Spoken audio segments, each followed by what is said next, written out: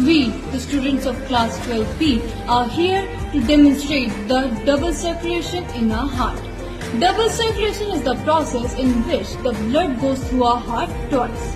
The students wearing the blue uniform are the deoxygenated blood, and the students wearing the red uniform are the oxygenated blood, and the students wearing white uniform are the valves. Open, close, open, close, open, close. The deoxygenated blood enters our heart from vena cava to auricle. Then it moves into ventricle. And then from ventricle it moves to pulmonary artery to get oxygenated by our lungs. Then the oxygenated blood comes to our heart from pulmonary vein.